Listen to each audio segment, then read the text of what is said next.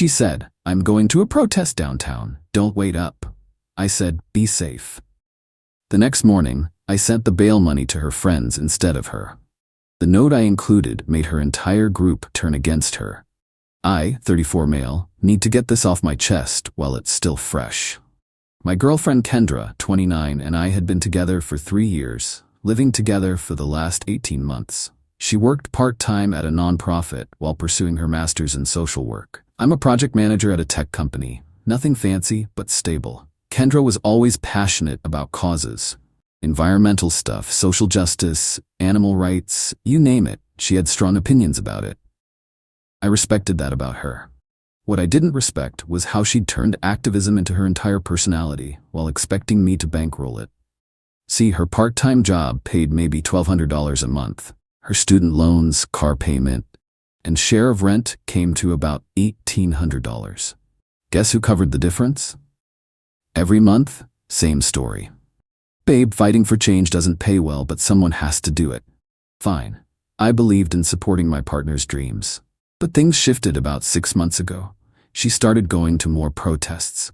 What used to be once a month became every weekend, then multiple times a week. She'd come home energized, talking about the movement and how they were making real change. But she also started coming home with expensive protest gear, specialized gas masks, tactical backpacks, designer protest wear. Yes, that's a thing. "Where'd you get the money for this?" I asked once, holding up a $300 jacket. "The movement provides. We support each other," she said, then quickly changed the subject. Last month, things escalated. She joined some group called the Collective Action Network. Suddenly, she was at planning meetings 4 nights a week. Her Instagram became nothing but protest photos and revolutionary quotes. She quit her part-time job because it was compromising her values. "So you're unemployed now?" I asked. "I'm a full-time activist. That's my job." "That doesn't pay rent." "God, Mason, not everything is about money. Some of us care about more than our bank accounts." Right? Easy to say when someone else is paying your bills. 2 weeks ago, she told me about a big protest downtown. Something about affordable housing, which I actually agreed with. The city's rent prices were insane. "Just be careful," I said. "I saw on the news these have been getting pretty heated." She rolled her eyes. "That's just media fear-mongering. We're peaceful protesters. The only violence comes from the cops." The night of the protest, last Tuesday, she got ready like she was going to war. All black outfit, that expensive jacket, her fancy gas mask hanging from her belt. She'd packed a backpack with water, snacks, and what looked like first aid supplies. "I might be late. Don't wait up," she said, kissing my cheek. "Be safe," I said. She smirked. "Safety is complicity, babe." Whatever that meant. I went to bed around midnight. She still wasn't home, but that wasn't unusual lately. Woke up at 3 a.m. to my phone buzzing. Unknown number. "Is this Mason?" "Yeah, who's this?" "I'm calling from downtown detention center. Kendra listed you as her emergency contact. She's been arrested and needs bail." My stomach dropped. "Is she okay? What happened?"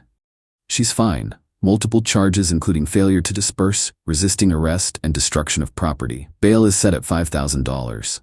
Destruction of property? That didn't sound like peaceful protesting. "Can I talk to her?" "One moment."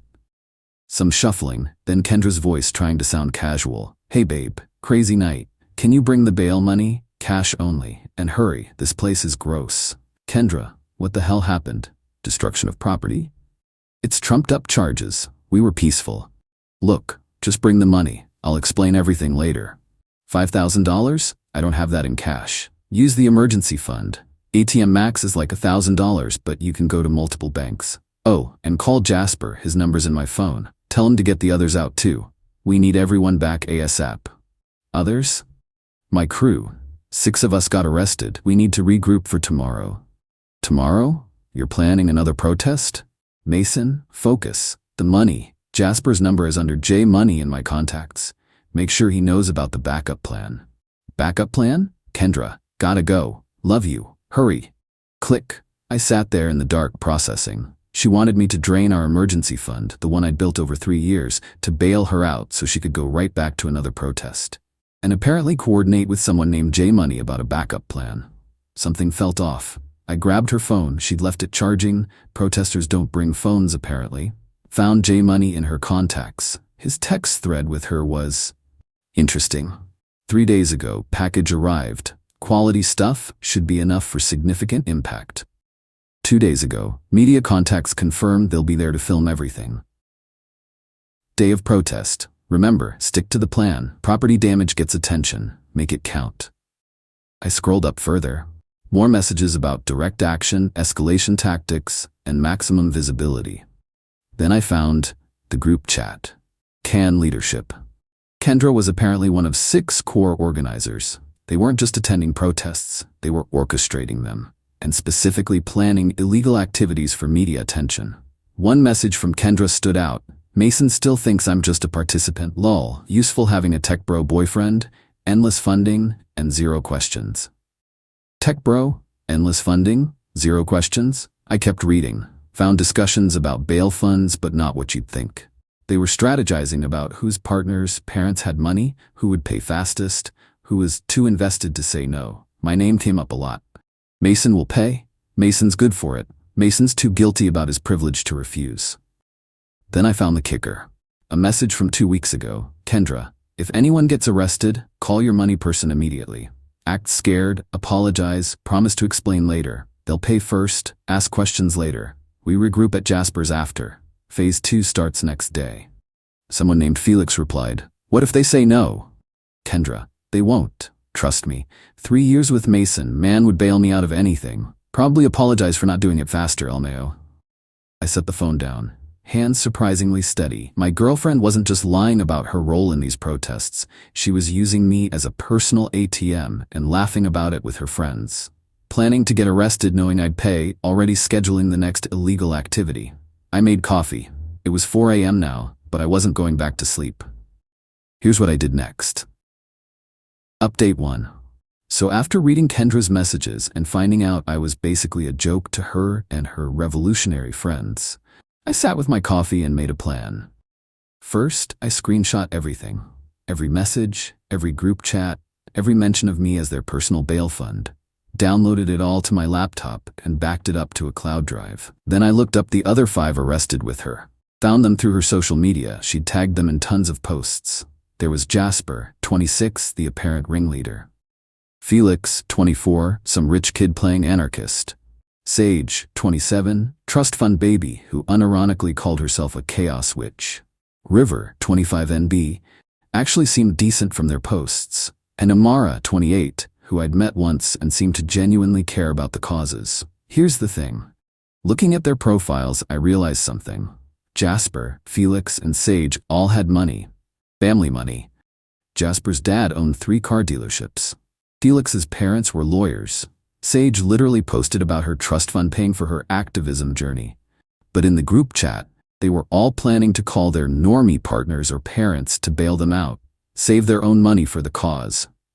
They were scamming everyone who cared about them. River and Amara seemed different. Their messages in the chat were about actual change, questioning the property damage tactics. They got shouted down by Kendra and the others. Diversity of tactics, Kendra had written. If you're not ready for real action, maybe you're not ready for leadership. I made a decision. At 8 a.m., I went to 5 different ATMs and withdrew $5,000 cash. Then I drove downtown to the detention center, but I didn't go in, not yet. First, I found a print shop, wrote up a simple note. This bail money comes with full transparency. Attached are screenshots showing how Can leadership, including Kendra, views their supporters as walking ATMs too blinded by privilege to see we're being scammed. They planned these arrests. They're laughing at us. River and Amara, you seem to actually care about change, so here's your bail. The others can call their trust funds. Mason. Printed 5 copies. Attached the most damning screenshots to each. Then I went to the detention center, asked to bail out River and Amara specifically. Not Kendra? The clerk asked, checking the list. Just these 2. Paid their bail. Handed the envelopes to the clerk. Can you make sure each of the 6 gets one of these? It's important information about their case. She shrugged. Sure. I left and went to work. Turned my phone off. Had a normal day. Presented in 2 meetings. Grabbed lunch with a coworker. Acted like my world hadn't just shifted. Turned my phone back on at 5 p.m. 47 missed calls, 63 texts, 15 voicemails. The first few texts were confusion. Babe, what's happening? They said you bailed out others but not me. Then anger. What the hell, Mason? This isn't funny. Get back here now. Then panic. They showed us papers. What did you do? This is a violation of privacy. You had no right to go through my phone. Mason, answer me. The voicemails were better. Kendra's voice getting increasingly unhinged. Mason, I don't know what you think you found, but you're taking it out of context. Just come get me and we'll talk. Are you seriously leaving me here? Over some jokes? You know how we talk, it doesn't mean anything. River just called their roommate, said you gave them screenshots of private conversations. That's probably illegal. You're in so much trouble. Sage's dad is here and he's furious. He saw the messages. This is your fault. My favorite was from around 3 p.m. Jasper's dad came to bail him out and Jasper showed him the screenshots to prove it was taken out of context and his dad left him here. He said Jasper can use his trust fund if he has one. This is literally ruining lives. Are you happy now? Actually, yeah, kind of. But the best part was the text from unknown numbers starting around 4 p.m. Other members of CAN. Is this Mason? This is Derek from CAN. Did you really share private communications with the police? Hey, Amara gave me your number. Said you're the one who exposed the leadership. Thank you. I've been feeling weird about how they operate for months. River forwarded the screenshots. Holy shit. I donated $500 last month that I couldn't afford because Kendra said it was for bail funds. But she was planning to have you pay anyway? This is Carlos from CAN. Just wanted you to know that about 20 of us are meeting tomorrow to discuss restructuring without the current leadership. You did us a favor. Around 6 p.m., got a call from an unknown number. Almost didn't answer, but something made me pick up. Is this Mason? Male voice, older, tired. Yeah. This is Richard, Jasper's father. I wanted to thank you. Thank me? I've been enabling that kid for years, bailing him out of every stupid situation, thinking he was fighting for something real. Those messages you shared, he called me a walking checkbook with a guilty conscience. His own father. I'm sorry, don't apologize. I left him there, told him to use his trust fund if he wants out. Time he faced some real consequences. His mother thinks I'm being harsh, but anyway, thank you. He hung up, checked social media. The CAN page was imploding. Members posting screenshots, demanding transparency about where donation money went. People sharing their own stories about being manipulated by leadership. But still nothing from Kendra directly since the voicemail stopped. Then at 11 p.m., a knock at the door. Update 2. So that knock at 11 p.m.? Yeah, it was Kendra. Finally out on bail, looking like she'd aged 5 years in 2 days. Bailed yourself out? I asked, not opening the door all the way. My mom, she said quietly. Can I come in? To get your stuff? Sure. Her face went through about 6 emotions. My stuff? Mason, we need to talk about what you did. What I did. I exposed the truth. That's literally what you claim to fight for, right? You destroyed everything. The movement, my friendships, my reputation. No, Kendra, you did that. I just made sure everyone knew about it. She tried pushing past me. I didn't budge. You can't just kick me out. I live here. You lived here. Past tense. Your name's not on the lease. I have rights. You have until tomorrow noon to get your things. I'll be here to supervise. Where am I supposed to go? Maybe Jasper's place? Oh wait, his dad cut him off. Felix? No, his parents lawyered up. Sage? Heard her trust fund got frozen pending a financial review. Guess you'll have to figure it out like us regular people do. The mask slipped then. The passionate activist, the caring girlfriend, gone. Just pure entitlement and rage. You ruined my life over some texts? I was building something important. You were building a scam, using people who cared about you, and laughing about it. It was strategy. You wouldn't understand. You just sit at your computer all day making money for corporations while we're trying to change the world. With my money. God, you're such a capitalist cliché. Sorry I tried to redistribute wealth from someone who clearly has too much. There it was. The truth. I wasn't her partner. I was her personal wealth redistribution target. Get a hotel. Come back tomorrow. Bring friends if you want, but you're not staying here. She tried tears then. Please, Mason, I love you. We can work through this. You called me a tech bro with endless funding and zero questions. That's not love, Kendra. That's exploitation. One text, taken out of context. 47 texts, actually. I counted. She stood there for a moment, then her phone buzzed. She checked it and her face went pale. What? I asked. Nothing, just the group chat. I found out later what it was. The CAN members had voted. Kendra, Jasper, Felix, and Sage were officially expelled from the organization. River and Amara were appointed interim leaders. The first thing they did was open the books. Turns out the leadership had been skimming donations for personal use. That $300 jacket? Bought with funds meant for legal support. Kendra left that night. Came back the next day with her mom, who tried to guilt me. She's passionate about justice. Maybe too passionate, but is that really worth throwing away 3 years? Your daughter used me as a piggy bank while mocking me to her friends. So yes. Kendra grabbed her things in silence. Mostly clothes, some books, her protest gear. As she was leaving, she turned at the door. You know what the funny thing is? I actually did love you. In my way. You were just too boring to respect. Cool. Your way of loving people sucks. She left. I changed the locks that afternoon, but the aftermath kept coming. River reached out a few days later, wanted to thank me in person. We met for coffee. You saved the movement, they said. We knew something was off but couldn't prove it. Kendra and Jasper were like cult leaders, manipulating everyone. They told me what happened after the mass expulsion. Turns out, Kendra and her crew had been planning something big. Not just protests, actual domestic terrorism stuff. Property destruction on a massive scale. They'd been gathering materials, the packages mentioned in the texts. We found their storage unit, River said, reported it to authorities. They're under investigation now. Seriously? Yeah, we're cooperating fully. This isn't what we signed up for. We wanted change, not whatever they were planning. That explained why Kendra had gone dark on social media. Last I checked, her accounts were deleted. Felix's parents released a statement distancing themselves from their son. Jasper's dad went further, offered to fund CAN's legal defense fund as long as the new leadership maintained transparency. Sage's family put her in a treatment program. Apparently, this wasn't her first scam.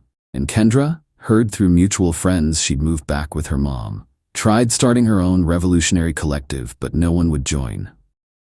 Hard to build a movement when everyone knows you're a grifter. Last week, got a letter from a lawyer. She was threatening to sue for illegal eviction and emotional damages. I forwarded it to my lawyer friend who laughed. She has no case. Also, she might want to worry more about the federal investigation than civil court. Federal investigation. My ex went from fighting for affordable housing to being investigated by the feds. That escalated quickly. But here's the weirdest part. I kept getting thank you messages from CAN members who felt used, from parents who finally saw through their kids' manipulation, from partners who'd been in my exact position. One message stood out. From Amara. Mason, I wanted you to know we're doing real work now. Actual community support, legal protests, transparent finances. What happened sucked, but it needed to happen. The movement is stronger without grifters. Thanks for having the courage to expose them. P.S. Kendra's new Instagram is @RevolutionaryKendra, if you want to laugh. 12 followers and dropping. I looked it up. She was posting the same revolutionary quotes, calling for uprising, claiming to be a political prisoner of the capitalist system. The only comments were from bot accounts, from 10K followers to 12, from leadership to laughingstock, from my apartment to her mom's basement. Sometimes the universe delivers justice better than any revenge plan could. I'm doing fine now. Dating someone new, a teacher who thinks protests are important but also has a job and pays her own bills. Novel concept. We joke that my only red flag is dating someone who unironically called herself a revolution princess. Worth noting, I still support affordable housing initiatives, still donate to causes I believe in, just with a lot more scrutiny about where the money goes. And if anyone ever tells you they're too passionate about justice to work, run. Run fast, run far, and definitely don't give them access to your bank account. Final update. Kendra tried reaching out last month. New number, apologetic tone. Said she'd done the work and realized her mistakes. Wanted to meet up, explain her side. I replied with one word, no. She sent 12 more texts over 2 days. about growth, accountability, forgiveness, new perspectives. I blocked the number. River texted me yesterday. The federal investigation concluded. No charges for the reformed CAN members who cooperated. But Kendra, Jasper, Felix, and Sage, all facing federal charges for conspiracy to commit domestic terrorism. Guess she'll get to fight the system after all. From inside a federal courtroom. Funny how that worked out.